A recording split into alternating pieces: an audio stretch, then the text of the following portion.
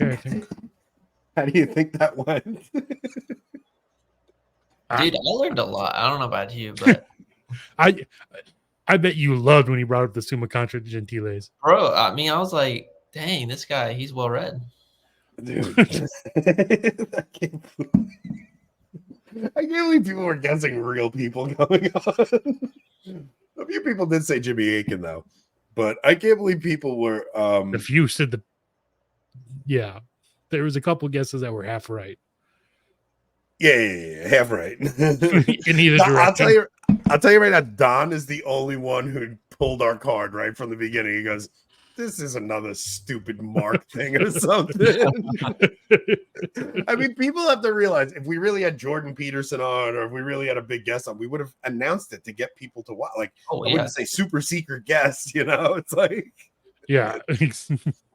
I would want people to come and check it out. So, let's see. I'm not admitting who it was, Paul. I can't say who it was. Man, that's gonna be a funny clip. I will say, I know that whoever it was is working on another special impression for us. Yep. Yeah, I heard. I heard it. I didn't hear it though. Like he did it for me, but I didn't hear it. I mean, it's hard. I don't know, man. It sounded good. I've heard it twice. The first one was, yeah. Then I had him listen to a certain video, and the one I heard last night was much better. Okay, yeah, because he called me yesterday and he did it, and I'm like I'm dying to hear someone do an impression of me. Right? But you just gave it away. Yeah, but then it's fine. So he's got an impression of me, but I didn't. It's, you know what it is? Because I have two different ways of speaking. One is like if I'm not on camera, I go full guinea. Like I had him listen to the marriage advice video, because in that video, you are like, you don't hide it one bit. Right. That's what I mean. Like I have. Like people don't realize how much I'm dumbing down my accent, like trying to sound normal. I pronounce my R's. I like really try to sound. Anthony sits in front of a mirror before every show, practice. Yeah. Anthony, I want you to like speak for just now a minute, like you normally do. So if I'm at work, I'll say hard. Like instead of hard, I'll say hard. Like it's just I'm a New York, Long Island, especially. Long Island's got the worst accent. But I'll say like this show has actually made me start speaking better, because like I would say better instead of better, like better. Yeah, but there's a charm to that. Yeah. No, I know, but I don't want to also sound like like when you refer to Mel Gibson, you don't want to be like better, Yeah. Yeah. It's like you ever hear somebody with a really thick Boston accent? It's like, oh, that just sounds pure. It's like I don't know. I don't want to sound that freaking. Anthony speaks like the Italian Mongoloid. That's where you're just gonna get banned. The clip's just gonna trigger YouTube censor and get banned until they realize they're talking about Italians. Then the real Jimmy A. call on you guys to repent the space alien Jesus from mocking him. Oh, brother. No. So we're getting Jimmy Aiken and Gavin Ortland to debate on our channel. I think I have an idea of how that will look. Yeah, we're getting Jimmy Aiken and Gavin Ortland are gonna have a debate on our channel. I think we're gonna figure out what it's about. We haven't picked a topic yet, but we're gonna figure that one out. All right, let's do the AP article, man. Bring it up. Okay, let me bring it up. I have so many thoughts about this article. So many thoughts. Yeah, me too. I think it's great. Yeah. Part of it, oh man, so. Part of it is just like, yes, they know they're losing. Oh, right? 1,000%. Like they know they're losing, and they're just, it's so hard for them. All right, a step back in time, America's Catholic Church sees an immense shift toward the old ways. Okay, let's see. Just picture this article being read by a screaming woman, and that's the tone of but by Susan from the parish council. Yeah.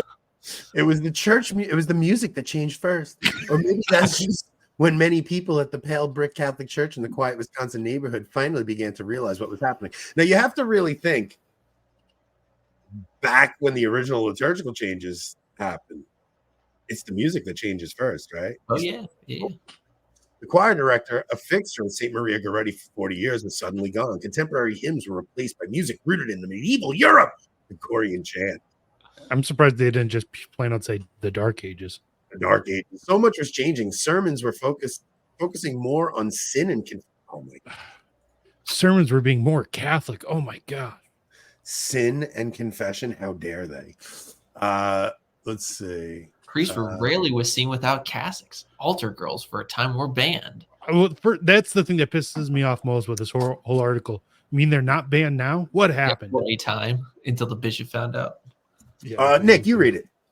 Yeah, it's like at the parish elementary school, students began hearing about abortion and hell. Quote, "It was like stepping back in time." One former parishioner, still so dazed, thank you, by the tumultuous changes that began in 2021 with the new pastor that only spoke on condition of anonymity. It's not just St. Margaret Goretti, right? It's everywhere. What are the people across the United States? It's undergoing an immense shift. Generations of Catholics who embrace the modernizing tendencies, sparked at Second Vatican Council in the 1960s, are increasingly moving away to religious conservatives who believe that the church has been twisted by change with the promise of eternal salvation, replaced by guitar masses, food pantries, and casual indifference to church doctrine. You know, it's funny. I don't know a single Novus Ordo liberal church with the food pantry. So wait a minute. Wait. All right. So across the U.S., the Catholic Church is undergoing an immense shift. Generations of Catholics who embraced the modern tide in the 60s are giving way to these conservatives, right? So they don't, then these conservatives don't like the guitar masses. They think the church has been ruined by it. Food pantries, casual indifference. Okay. The shift molded by plummeting church attendance, increasingly traditional priests, and a growing number of young Catholics searching for more orthodoxy has reshaped parishes across the country, leaving them sometimes at odds with Pope Francis and much of the Catholic world. The changes are not happening everywhere. There are still plenty of liberal parishes, that see themselves as middle of the road, despite their growing influence. Conservative Catholics remain a minority. It's the thing is, they can say we're a minority, right? You hear all the time. It's the traditional Latin Mass is only 2% of the church, and they're not, but they're terrified of us. Well, and here's the thing: it's not true when they say we're at odds with much of the Catholic world. I mean, the Catholic world where mass attendance, there's fewer people going to mass in Germany than people that work for the church in Germany. Yeah, is that true? That's true. There's fewer people who attend mass in Germany than who work for the church in Germany.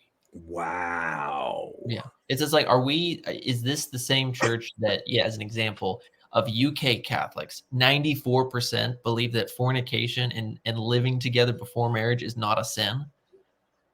These are massive statistics. I could literally go on for 2 hours giving statistics off the top of my head of all of the rotten fruit that has been going on for a long time.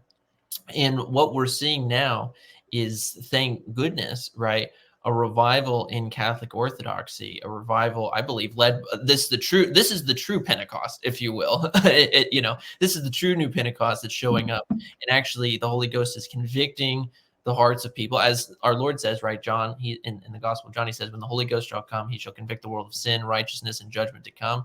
He's convicting the minds of young people who see the disgusting life that's in the secular world. He's convicting the young people to become priests and become nuns and actually put virginity and celibacy first and things along that nature, or inspire them to actually raise large families and have lots of kids and actually practice Catholic orthodoxy. And so what's terrifying to these people, though, is that these people have created an establishment of modernism, whether they want to come out with it or not, right? But it's a system, right, which says, preaching on sin and going to confession is a bad thing. Where's the love and mercy, man? That is love and mercy. Confession. We'll scroll up because they actually get into what Rob was talking about.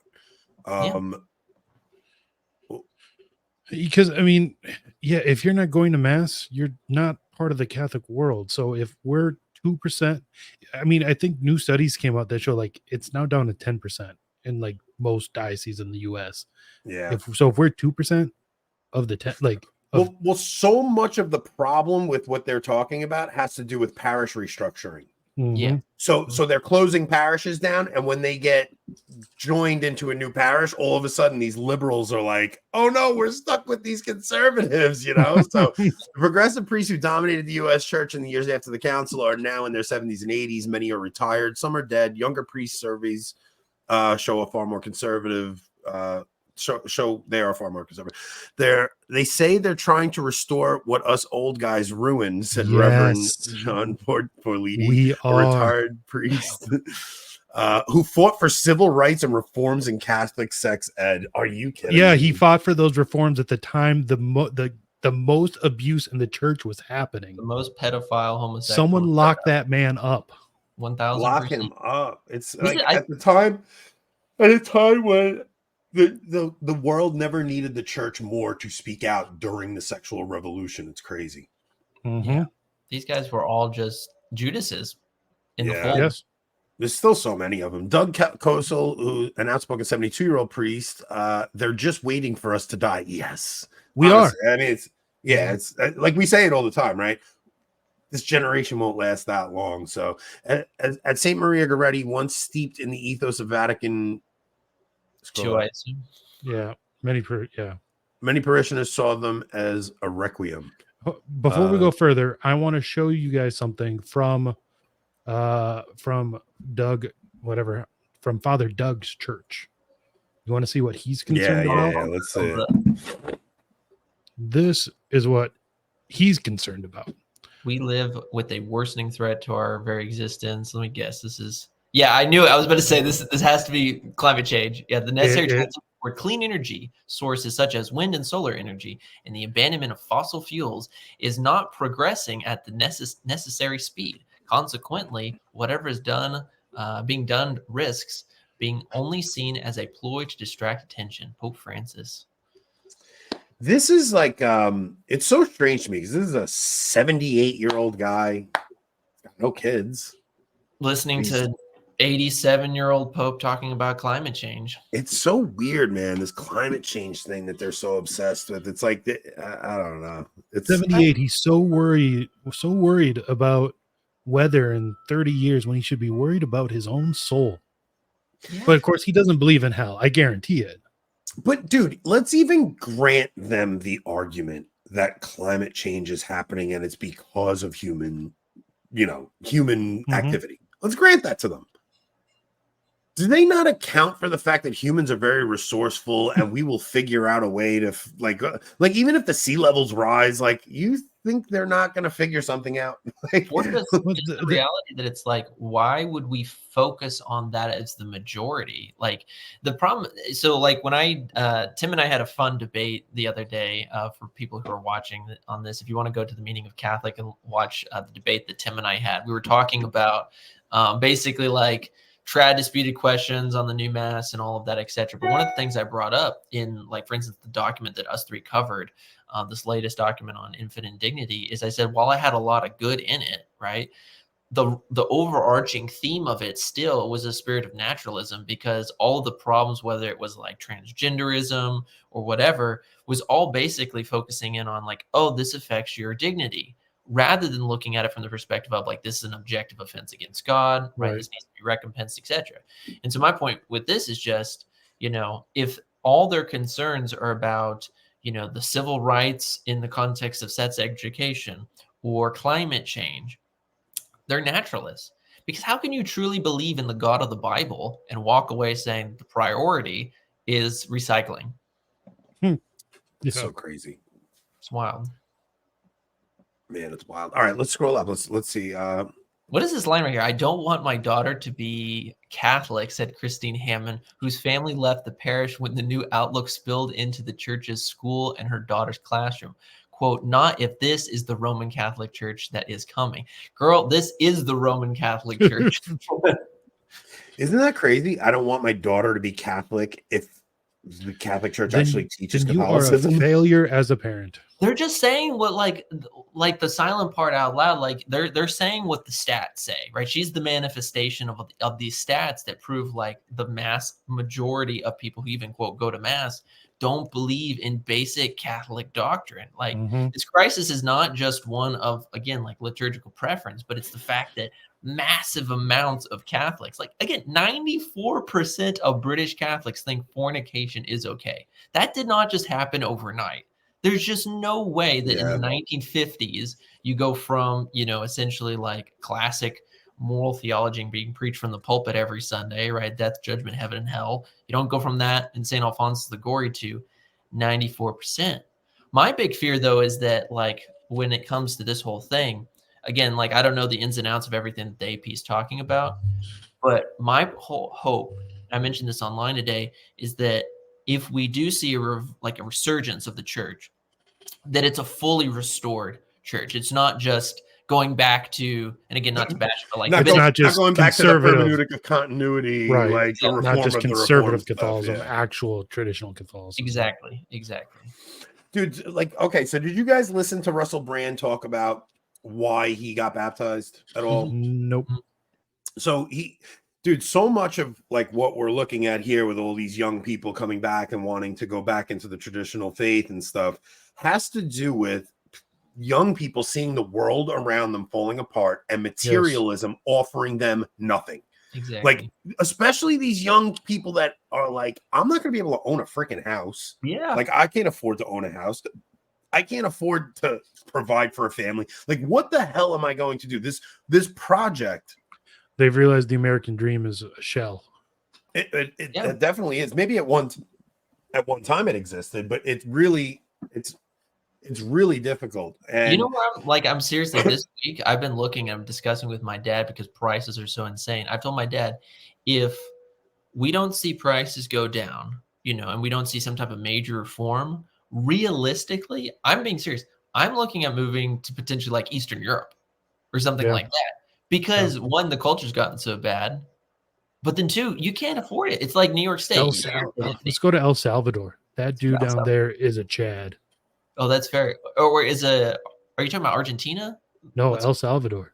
Oh, El Salvador. Yeah, the new president of El Salvador is like he used the military, put all the gang members in literal concentration camps. Right. And he made it like the safest country in the world. Well, yeah. Right. And now this week he brought in every single member of the executive branch and told them that live on TV that they're all under investigation by the Attorney General for bribery.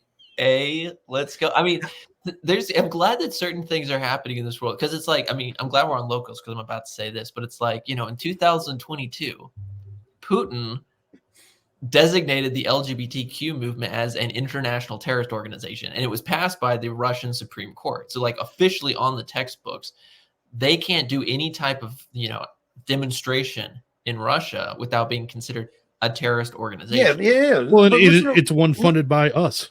Exactly. Well, listen to what he's doing there. He's not saying it's illegal to be gay. He's saying you are not allowed to push this propaganda.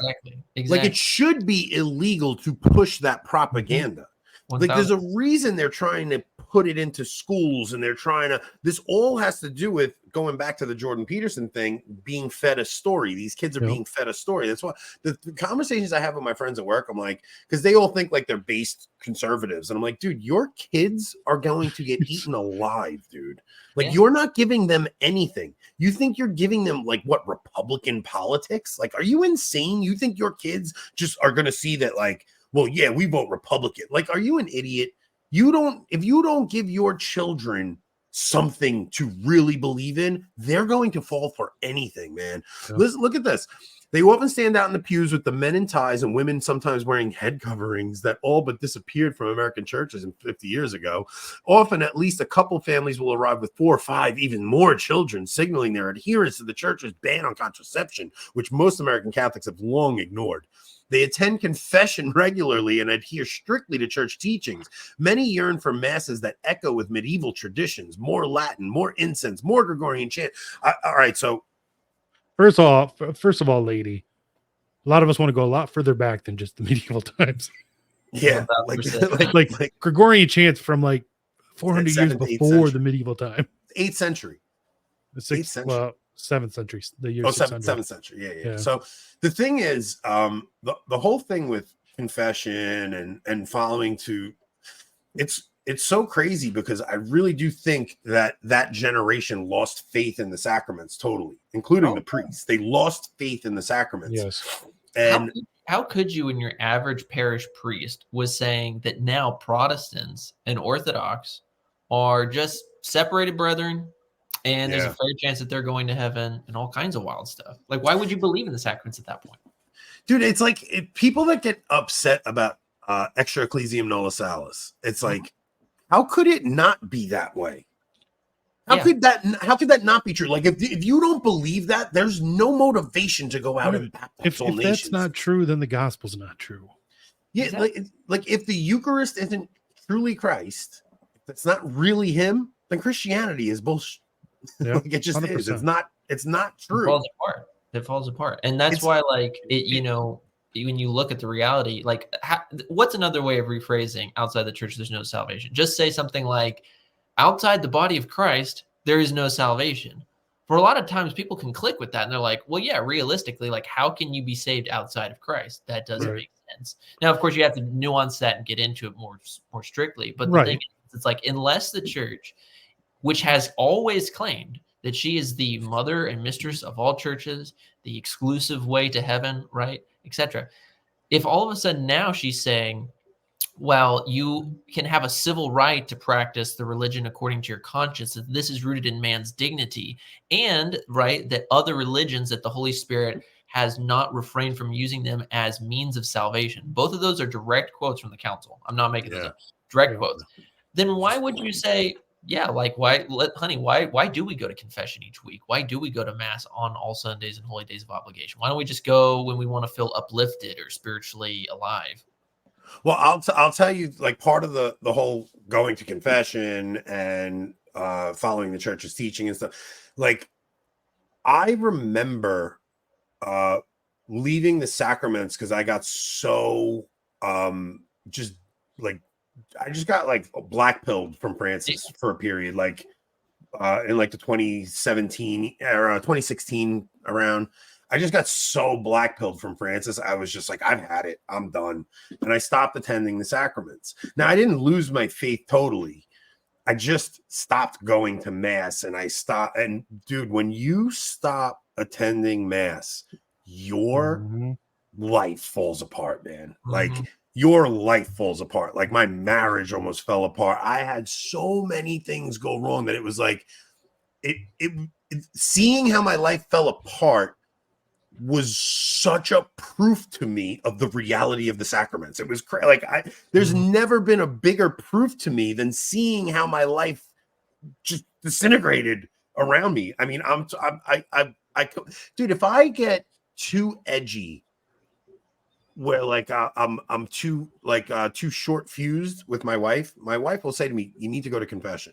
Like, she can tell when I need to go to confession, because I get like a little snippy with her, you know, like I don't have the patience that I normally have. Like, the sacraments are so freaking real, man. It's like, if I don't go to confession at least once a month, I something happens to me. Like, I have to, it's like God makes it so clear to me, the reality of sin and the reality of what happens when you do not abide by the life I'm telling you to live by. Yeah, 100%. I think, like, I use this illustration when it comes to my like 6th and 7th grade catechism, but it's like, you know, mortal sin breaks the pipe between you and God, if you will, and that grace needs to flow into your soul. But venial sins, it clogs the pipe. It doesn't take away your grace. Your grace is still there, but it makes it harder to get to, which should be a motivation for frequent reception of the sacraments. And we all know this. It's like, if you're doing what the Catholic life should be doing, I'm not saying like any crazy saint-like actions. I'm talking about just going to mass on Sundays and holy days of obligation, praying every day, going to confession frequently, right? Studying what the church believes in, focusing on some virtues, right? Your life is going to be better. And when suffering comes, or when you're tempted to be black-pilled, you just step in the door of the church and something hits you. You know what I'm talking about? It hits you. And that's what keeps you going. Like, there's been like 5 or 6 times in the past 5 years of being Catholic where, trust me, I've been tempted to be blackpilled because of Catholic news, etc. But that's the thing. Like, you're focusing so much on the storm as opposed to the man walking on water. One of the biggest like white pill sort of moments for me over the last year or two was a few weeks ago when we were down in the Twin Cities, and we went to the SSBX for the first time. Yeah. And the whole SSBX argument aside, like just seeing an actual Catholic community, you know, that was living their lives just fully Catholic was, like I said, it was just such a white pill just to see that is out there. Yeah. So that was awesome. That's cool, dude. Yeah, I feel the same. Yeah, it's just, I mean, I was talking to Joe Boca about this recently. Just like I've had times where even when I went on vacation and like I didn't make sure I went to mass when I went to vacation, and because like it didn't work, it wasn't like easy to go or something, you know, it was just like I made an excuse and it was like, well, you know, whatever. But the sin of presumption for God's, you know, I'll just go to confession. Like that idea popped in my head. It was like the sin of presumption came in within a day. The temptations that I dealt with were just unnatural. Like it was like the devil attacked me, and it's the sacraments are so freaking important. You want to go back and read the rest of that story? We got about 25 minutes left. It's radical in some ways. We're returning to the roots of the church. Go up. We want this ethereal experience that is different from everything else in our lives. Who until recently led St. Maria Goretti's young adult group, which saw membership skyrocket even as the parish shrank amid the So that's what I want to get into, because if we go down, it talks about how parishes are starting to shrink. Well, to be fair, you're all just dying, boomers. Like, come on. Well, right. So even before Boris had his downfall, he used to talk about it all the time. He's like, you got like 5-10 years left before because you go to your local Novus Ordo parish and it's all white hair. Mm-hmm. And these are people who are heaven insurance Catholics, a lot of them, right? I'm not saying everyone, but a lot of them are just cultural Catholics. There's a lot of people that go to mass that are just like, well, I go to mass because I always went to mass. And then there's a lot of people who go to mass because just in case God's real, I'm going to have heaven insurance. And there's some people who think, well, I go to church, I'm going to heaven. You know, like there's a lot of that people don't actually take their faith seriously. Mm-hmm. You're scrolling down to I'm trying to get you about the it's a very long article. Catholics. Yeah, it's a massive article. First off, hold on. I want to say it is an absolute travesty that in this paragraph talking about Catholic celebrities that Anthony wasn't mentioned even once. Sister Miriam, an ever-smiling nun in full habit who talks openly about her hard partying college days. There's Jackie Francois Angel, who speaks in shockingly frank detail about sex, marriage. I haven't heard of that one. Me neither. That person. Father Mike Schmitz, a movie star, handsome Minnesota priest who exudes kindness while insisting on doctrine. He dyes his hair, I think. He has to. I mean, so what I find funny about this is that like every single person mentioned in this, these are all like Ascension Presents. Yeah. Which is not a badge on them, but like obviously not, like wait till the lid gets blown off on, you know, Father Ripperger. These are the product of the 90s converts. These are the Scott Hahn product. These are the Benedictus. At some point in the article, they even said like focus.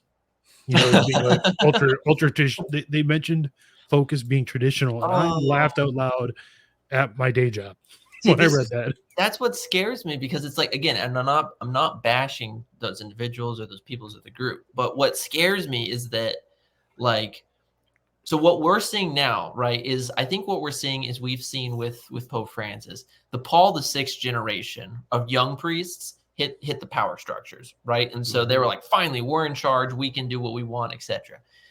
We're going to see now kind of a wave of Benedict people hit everything. Benedict, influenced, of course, by GP2, etc. Which, again, is not bad, but also, to be fair, like as someone who's now weekly criticizing Islam on my show as well as on the Meaning of Catholic when, JP2 kisses the Quran and says, may St. John the Baptist bless Islam. You're just sitting there like, yeah, this is not good.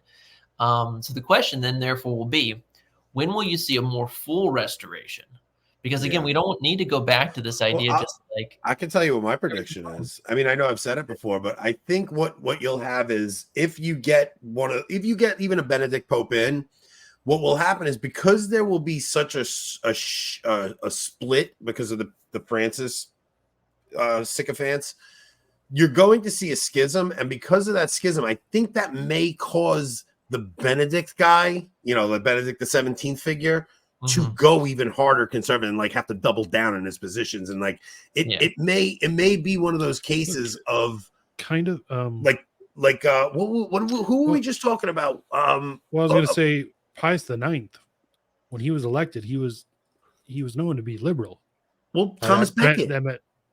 Thomas Becket. We just discussed Thomas Becket, right? It's almost like the conference of the office may bring supernatural graces plus the turmoil of the time added to it. I just think something big is coming, man. I'm excited to see what's next. I agree with you. Not to sound like a sentimental charismatic, but you can kind of feel something coming down the pike. Yeah. And I think it's a good thing. I think he's going to have to wrestle with, though, when you read, for instance, John the 23rd's opening statement at Vatican II. That's kind of the bomb that starts everything, because he talks so much about the church. Yeah, he's like, let's let the error in. He's like, the church has been known as this mother that condemns her children and condemns people, and we're always fighting, if you will, against the errors of the world. Let's now take a more pastoral dialogue approach, and I think that's going to be the thing. And this will be interesting. If a pope comes in there and says, you know what, we tried this, had a good run, if you will, but we need to actually stop doing this because it's doing more harm than good. What you will see, I do think you'll see a schism. You'll see all of these people who are writing these articles who are cosplaying as Catholics, right? They're not actually Catholic. They're cosplaying. Right. They'll all leave, right? And we pray for their soul that they need to come back into actual Catholicism. But you'll see a schism, and you'll see, I think, therefore, then hopefully a true restoration. Well, if that happens, the traditional element of the church will have a lot bigger percentage, right, of influence. It will. So this is where people are going to have to dialogue. Then whoever that future pope is, if the liberals leave, he's got to have a major dialogue then with a good chunk of what will be left, which will be the Society of St. Pius X. Well, look, this is what the next pope has to contend with. In 1970, more than half of America's Catholics said they went to Mass. That's 50% in 1970 as these liturgical changes are coming, right? By 2022, that had fallen to 17%, according to CARA Research, a research center affiliated with Georgetown, that among millennials, the number is just 10%. And it's 9%. Probably lower than that. I mean, Baltimore is closing over half their churches. Yeah, and it's going to be even more. So, all right, scroll up. So even as the U.S. Catholic population has jumped more than 70 million from immigration, that's all immigration, driven in part by immigration from Latin America, ever fewer Catholics involved in the church's most important rites. Baptism had fallen to 1.2 million, from 1.2 million in 65 to 400,000 in 21. And that's with 70 more million Catholics in the country. Dude, what I've noticed, I mean, I'm going to tell you what the biggest drop is going to be. These Catholics, millennials, are not putting their kids in religion. Oh, yeah, they're not. Dude, they're not putting their kids through the sacraments. So Catholic marriages are going to hit a cliff. Gen Z is going to be a cliff that drops off. Because, dude, I had to pressure family members to get their kids to make the sacraments. I had to pressure them. Are you insane? I told something came up with my in-laws. It was another argument with my in-laws. Not an argument, but they were like, you can't control who your kid loves. And I said, I will not attend my daughter's wedding if it is not in a Catholic church. Because they were talking about gay. You literally can't. They were talking about going to a gay wedding. That's how I was like, I would never, ever, not the reception, not nothing. I said, not only that, if my own daughter married a man outside the Catholic Church, I wouldn't attend my own daughter's wedding. I don't think you guys understand how I view marriage. Yeah. Right. And it's like, and they think I'm crazy. And I'm like, I'm married to your daughter. Like, why would you not be happy about this? Like, are you insane? Like, what the things I'm saying to you is, I will never leave my wife under any circumstance ever, no matter what. Like, there's no scenario where I'd ever leave my wife and family. Like, it just doesn't exist. There's never happening. Why would a father not be happy about that? Yeah. Well, the thing is, like, we're so inundated with a secular liberal culture that's falling apart. And it's so satanic because it's just this life of I am like the final decider, if you will, of my destiny, as opposed to letting God be that. And I think you're bringing up an interesting point. Will Gen Z even get married is my question. Because when you look at the statistics, it's very interesting. 2002, right? According to stats, 2002 is when internet pornography was introduced on mass scale, right? That's when you start to see the massive decline. Actually, no, it's 2007. Excuse me, 2007. That comes out as well as the iPhone, right? Both the same year. Like massive internet pornography becomes common, as well as iPhones. You see then the massive spike in virginity amongst males, and it's not like a good virginity of people. Yeah, it's not it's involuntary. Exactly. And so what will be interesting is because you see also stats say 70% of 18-year-olds, right? There's been 3 studies on this. 70% of 18-year-olds this next election are going to be voting for Donald Trump. 70% of 18-year-old males, excuse me, I should say that 18-year-old males are voting for Trump. That's a massive percentage of men. But over 70% of young women are going to be voting for a Democrat candidate, most likely. So marriages aren't going to be taking place. Have you guys heard the whole Bear in the Woods thing? Oh no, what is this? Okay, so I've seen it on Twitter. They're putting this question to women: if you were alone in the woods, would you rather be with a man in the woods or with a literal bear in the woods? And like 90% of young women are choosing the bear. Yeah. Like there is like real animosity between young men and women. 1,000%. It's going to be hard to overcome, like demographically. Man, dude, you have to understand. I know it could just be their stupid Zoomer humor too. No. That's not what I was gonna say. Like, all right, listen. Feminism has really destroyed women, man. Like, it has destroyed them, and you're starting to see the pendulum swing the other way with young men. Like, this whole generation that we're talking about fed into this nonsense. The men fed into this nonsense, right? You still see it all over. You even see our generation, the millennials, all like, oh, women. It's like, but Gen Z is getting to the point, like, you see it with the whole red pill movement. You see it with all this stuff. Dude, these young men are just done with this garbage. They don't want to hear a lippy broad with a stupid opinions. They're just done. Why am I literally considering like moving to Eastern Europe to find a wife? Do they not do the mail order thing anymore? Oh no! I still have options here in the States, but I have it like on the back burner. Like, it's a real potential option because nowadays, I think for like a really good godly man, you have one of 3 options, right? Either A, you succumb to the world, right? B, you go and find a girl and you kind of try to change her a bit, right? Maybe she's just kind of in an average parish or something like that, and she's still inundated with a lot of the world's junk, but you try to steer her along the right way. Or 3, you go to either A, a really isolated part of America where there's some trad caths, right? Find them.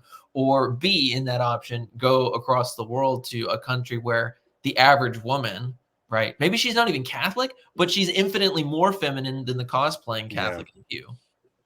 Yeah, I think you have a lot of feminists in the trad world too, and they don't even know. They think they're not. That's what's scary. They think they're not feminists. They think, like, dude, there's nothing that drives me more crazy than the Ashley St. Clairs and that group of conservative women, and they're just straight up feminists. They're just feminists from 10 years ago. And they think they're conservatives. It's just on slow mode. And what this, mark my words, this is one thing I thought about this whole article, and it leads into this discussion on feminism, is all of the Gen Z males, right, that we've been kind of referencing in some of these episodes that think, again, like Pope Francis is super based, et cetera, et cetera. And again, I'm not even opening up that can of worms, but I'm talking about those guys. Those guys, most of them are in the same position that like your average, if you will, red pill dude is. Yeah. Can't find dates. Most of them aren't married. And they're looking for some cause to cling on to. And they're in their echo chamber of Twitter, right, or YouTube or wherever. And they're looking for meaning. They're looking for something to hold on to.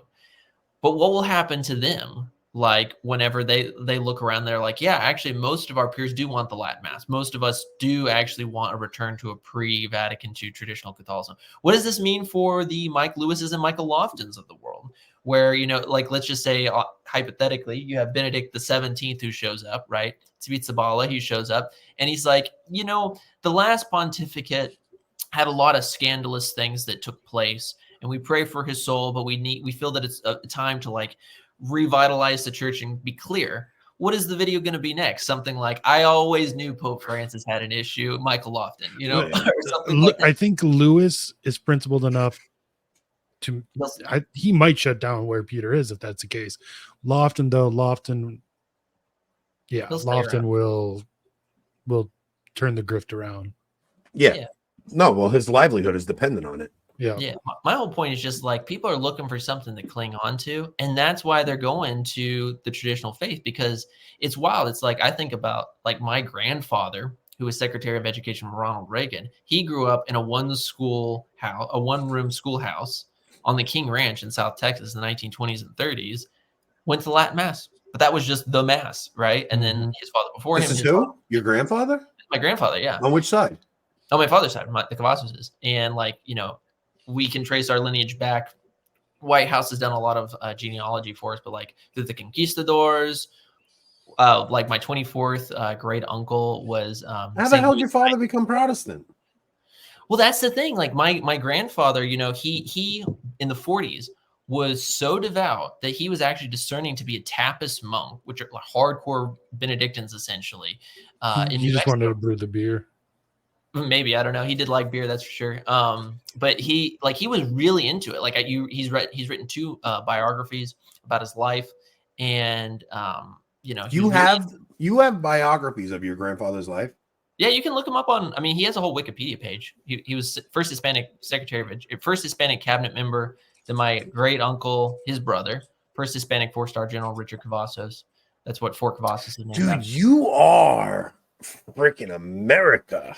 Like you are an American, man. That is amazing. Yeah, no, I love it. But like what's so blackpilling about his whole story is like he was so Catholic, had 10 kids, right? Very Catholic thing, right? With my grandmother who comes from an Irish background, and none of them are confirmed. But Laurel? what happened? Yeah, Lauro Cavazos. Yeah, Lauro Cavazos. Okay. You can show his picture if you want. I don't care. But he was so Catholic, right? Until something happened where all of a sudden none of his kids were confirmed. He doesn't say in the books what it was, but if you read through the books, the timeline for his faith ends 1960s. It shuts down in 1960s, right? So wait, when does he start having kids though? He starts having kids in the 50s, right? All the way to around 66, 67, and none of them are confirmed. And so my dad, right, he remembered, my dad's born in 1965. He remembers when he was 2. Right, so 1967, this is in the interim period before the Latin Mass is really kicked out of the way. He remembers going up to the altar rail and priests debating about 2 things. Should communion be in the hand or not? And should Latin be used anymore? Like that was his early remembrance. So when I became Catholic and started going to the Latin Mass and told him like, yeah, Dad, there's this like communion in the hand debate. He was like, oh, I know. It's like, how the heck do you know? And, you know, he goes into So all right, so your dad was never confirmed. Did he make his first Holy Communion and stuff? He did, but like, you know, his recollections of essentially CCD class were all just liberal things. He was taught evolution. He was told miracles weren't real. Man. Oh, he was man, told, your father is just a victim of the revolution. We have 10 minutes, guys. He is, but you know what's really cool though is like as I've been, you know, so he became an evangelical, etc. As I've been witnessing to him, talking to him, reasoning with them, my mom's going to adoration with me. They're checking out the Latin Mass with me. I haven't even told my dad about it, but I've been seeing him in prayers. He's starting to sign himself with the sign of the cross again. So it's amazing. It's over.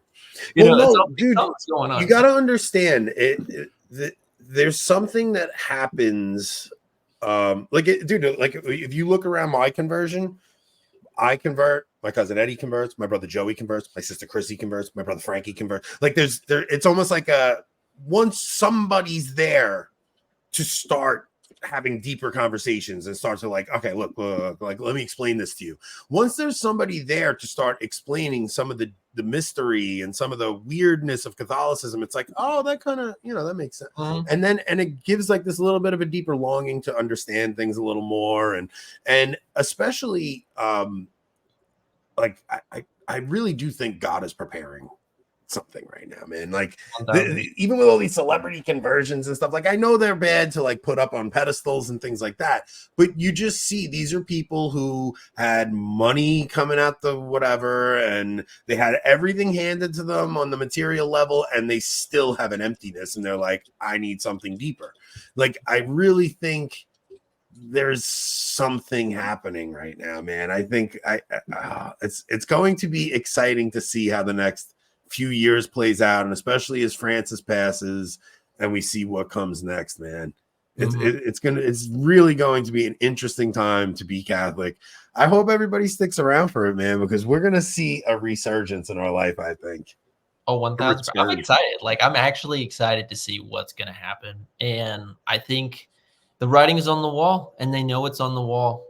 Yeah, this whole article is them kicking and screaming about it, man. It's like, dude, there was a paragraph that we didn't get to that was just like, there's no more activism and all this stuff. It's like, yeah, no, we're done with all this stuff. We're done with we're done with the feminism. We're done with even this, like, the women in the church, man. This is just this one last gasp. They're trying to push through more feminine stuff into the church, and it's like, it's not going to work. My favorite line of this article is it ranges from Catholics who want more incense to Latin mass adherents who have brought back ancient prayers that mention the perfidious Jew. Yeah. Well, that's like what will be so epic is the fact is like they can push through all this activism, right? But then what happens if you get like a good pope in there, right? Whoever it is, and he's just like, yeah, so the whole synod and synodality, I'm just going to cancel that because I am the pope. Yeah, and I can do that. And what are they going to do? They're going to leave. Yeah, I do. I think, dude, I'm looking forward to the schism, which is a sad thing to say, but I am, because I don't think it's going to be a forced schism. I think they're going to choose to leave, and I think you have to separate the wheat from the chaff in order for the wheat to grow. Yeah, like the wheat is being strangled by the chaff right now, and it can't blossom and it can't grow, and it's something that just needs to happen, Yeah. And where the other side, it's funny because they want a schism too, but they're also the ones trying to convince you that heaven is, everyone goes to heaven. There's no such thing as hell, and it's like, wait a minute, shouldn't they want? I don't know. It's just bizarre, this mentality we're up against. Yeah. The ending of this article is actually pretty good. Bring it up. We got 4 minutes left. Yeah. Well, so it's here. I'm just going to read it. How many have laughed at the church announcing that she was passé, that her days were over, and that they would bury her? The church has buried every one of her undertakers. That's actually cool. It's true. It is true. It is true. And that's why, like, again, as someone who was a Protestant, you just can't deny. I've seen a zillion Protestant denominations come and go. I mean, look, today, literally the United Methodist Church today voted for officially recognizing homosexual marriage, and all the conservatives have left and started their own new denomination. Yeah. Right? It's like, okay, but yet the Catholic Church, with all of our issues, because like there's already a schism. There's already a moral schism. They don't have the faith. But we're going to keep going, and we're going to make it. Well, the difference is those liberals in the Methodist Church stayed in it because they kept their activism going. And then once they pass their thing and they get their thing, the conservatives left. They'll start their own denomination. That branch that accepted that will just wither away and die, and nobody will go to it. The United Methodist Church is dead at this point. They just literally committed suicide. That's what they did. They committed suicide. They said, okay, we'll accept this. We voted for it 700 to 20. That's it. We're going to pass it. They literally committed suicide. That's it. That church is done. they'll just fade away. And then the conservative one will linger on a little bit, but eventually I think all those conservative Protestants, something's going to happen that they're going to come to the Catholic Church. Well, that, or I was going to say this new conservative group, they're going to find something they disagree that they fight over, and they'll split again, exactly. and it'll just continue. But I think you're going to see a mass influx of conservative Protestants will be enlightened by God. Like he'll soften their hearts, and you'll see a mass conversion into the church. You should, as a Spaniard who's literally my 24th great uncle was Saint Ferdinand III of Spain, and also I'm related to Saint Louis IX. You know, we were instrumental in the Reconquista. You should have me on with a particular Zoomer, right, redeemed Zoomer, about his quote Reconquista effort, and I should try to convince him about the reality of, look, hey man, all roads lead to Rome at the end. Yeah, they do. Nick, what are you doing Saturday? I don't think I'm doing anything Saturday. Are you having another show without me? Well, I have Flanders booked, and you're going away. You Flanders and Nick would be a good show. So I mean, it's just I would like to have a third seat there, and I don't want to cancel on Tim. I miss Tim. I haven't hung with him and talked with him in a while. Would you want to jump on with us? Yeah, sure. Okay.